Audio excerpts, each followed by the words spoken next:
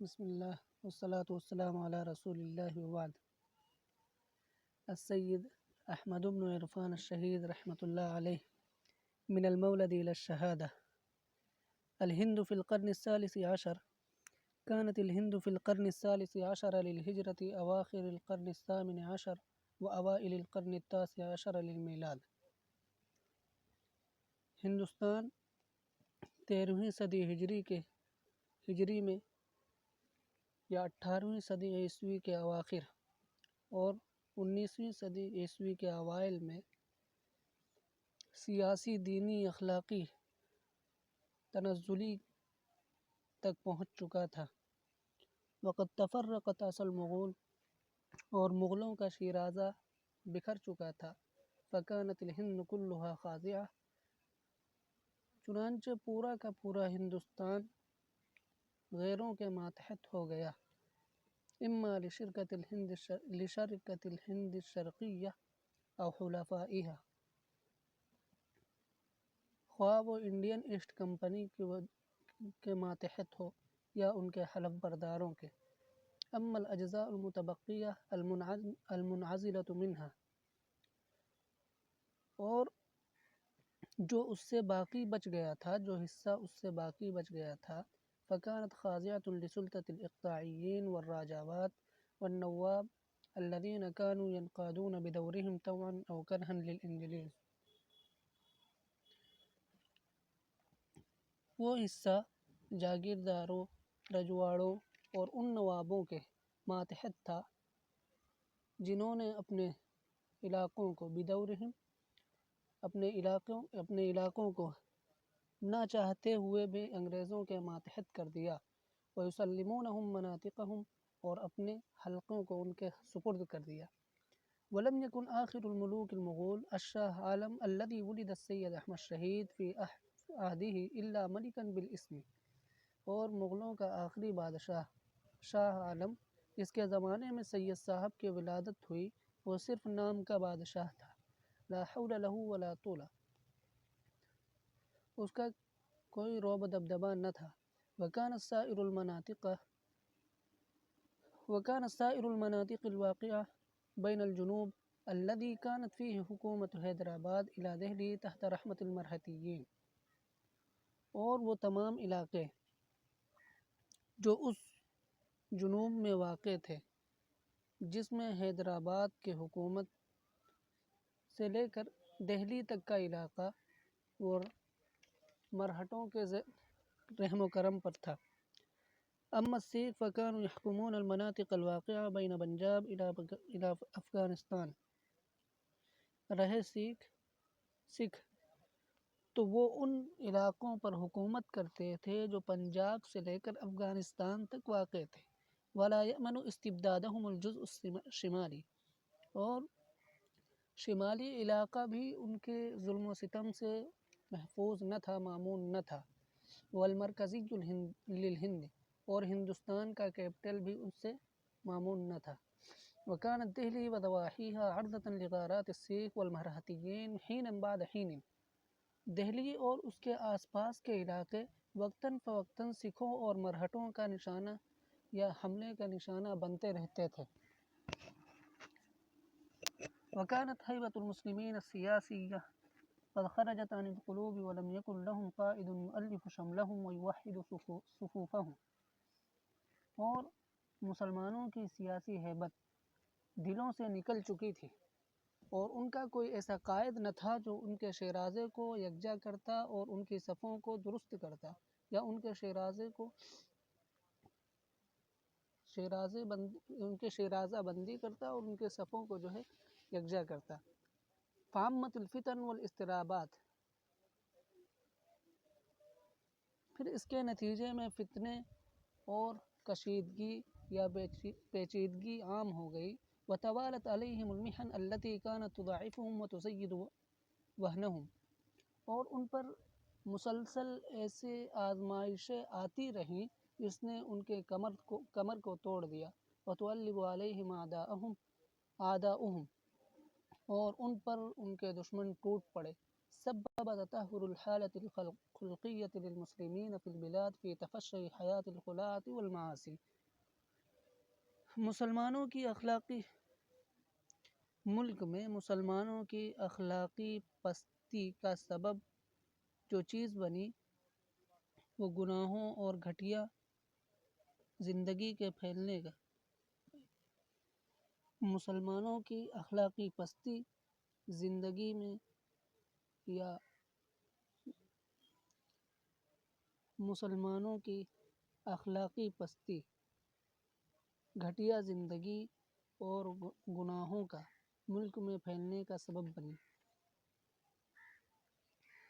مسلمانوں کی اخلاقی پستی ملک میں گھٹیا زندگی اور گناہوں کے پھیلنے کا سبب بنی۔ ودخلت عادات قبیحة كثيرة في حضارتهم وثقافتهم، اور بہت سی بری عادتیں ان کی تہذیب و تمدن میں داخل ہو گئیں۔ وكانوا يتباهون ويتعزون بها، اور وہ باہم فخر کرتے تھے اور اس سے دھوکے میں پڑے ہوئے تھے۔ فكان شرب الخمر عاديا بسيطا، اور شراب ان کے گھٹی میں پڑی ہوئی تھی۔ لا يأنف منه المسلمون، مسلمان اس کو ناپسند نہیں کرتے تھے۔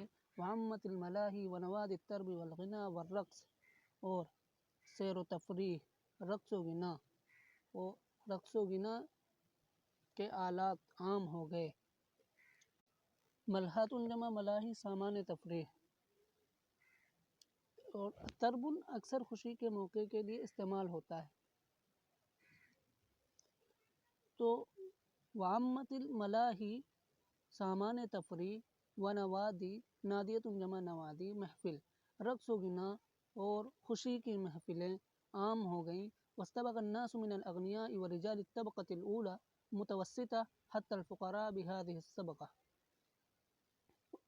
مالدار لوگ اور متوسط طبقے کے لوگ یہاں تک کہ غریب اور فقراء حضرات بھی اس رنگ میں رنگ گئے۔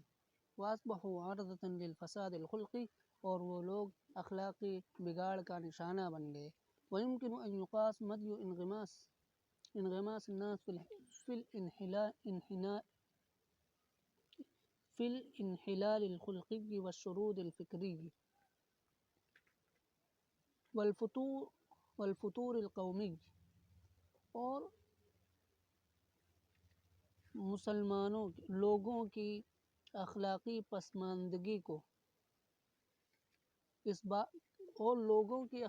پسماندگی اور ذہنی انتشار اور قومی خرافات کا اندازہ اس بات سے لگایا جا سکتا ہے بأن عددا من النساء المسلمات كن في دور التجار والحكام الأوروبيين قبل أن ترسخ قدم الإنجليز كليا في الأرض الهند۔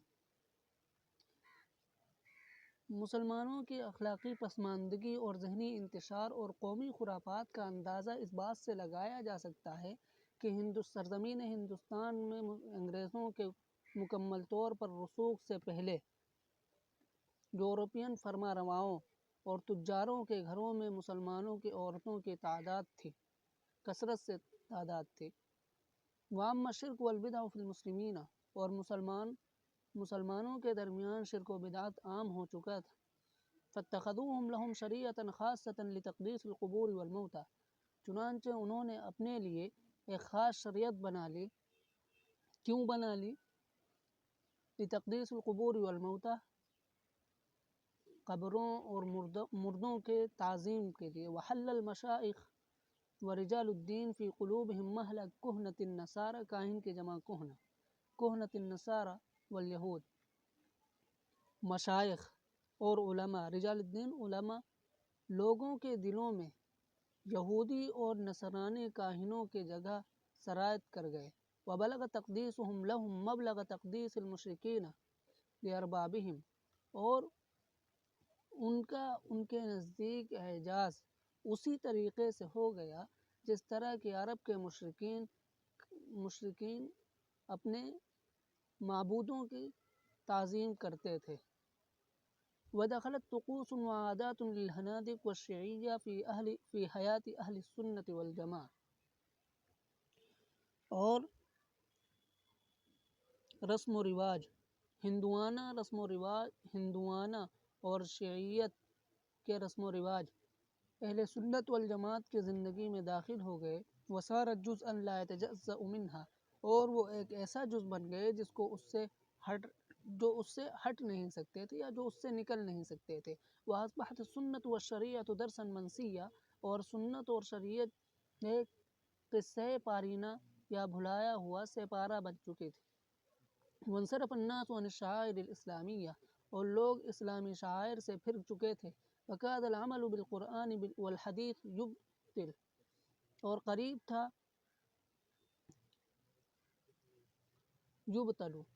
قریب تھا کہ قرآن و حدیث پر عمل کرنے کو باطل قرار دے دیا جاتا. وتضاءل الاہتمام والعنایۃ به، اور اس کی توجہ اور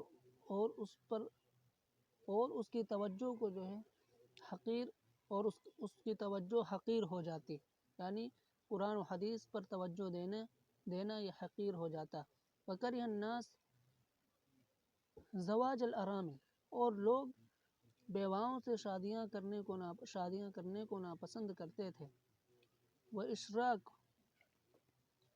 واشراک البنات فی الارث، اور لڑکیوں کو وراثت میں شریک کرنے کو ناپسند کرتے تھے. وترکوا السلام بطریق السنت فی کثیر من الاماکن، اور بہت سی جگہوں میں، یا یہاں پہ کثیر ظرف مکان کے معنی میں، اور بہت سے ایسے حالات میں انہوں نے جو ہے سلام کرنے کو، سنت طریقے پر سلام کرنے کو چھوڑ دیا تھا. کما ان طائفۃ من العلماء اسقطت فرضیۃ الحج، جس طرح کے علماء کی ایک جماعت نے حج کے فریضے کو ساقط کر دیا. وہو من اہم ارکان الاسلام، بحالے کہ وہ جو ہے اسلام کا ایک اہم ترین رکن ہے. کیوں ساقط کر دیا؟ بعذر اختیار السفر واضطراب النظام، سفر کے خطرات کے عذر کی وجہ سے، اور نظام کے درہم برہم یا نظام کے پیچیدہ ہونے کی وجہ سے، کیونکہ اس ٹائم کشتیوں کے ذریعے سفر ہوتا تھا اور ویرانی کا علاقہ ہوتا تھا. اس وجہ سے انہوں نے حج کی فرضیت کو ساقط کر دیا. وأصبح القرآن لهم لغزا يقتصر فهمه ودراسته على العلماء والراسخين في العلم لا يقصده أحد غيرهم، اور قرآن ان کے لیے ایک ایسی پہیلی بن گیا جس کا سمجھنا اور پڑھنا صرف ان لوگوں پر منحصر، ان علماء پر اور علم میں رسوخ رکھنے والوں پر ہی منحصر تھا. ان کے علاوہ کوئی اور اس کا قصد نہیں کر سکتا تھا. ولكن رغم هذه الظروف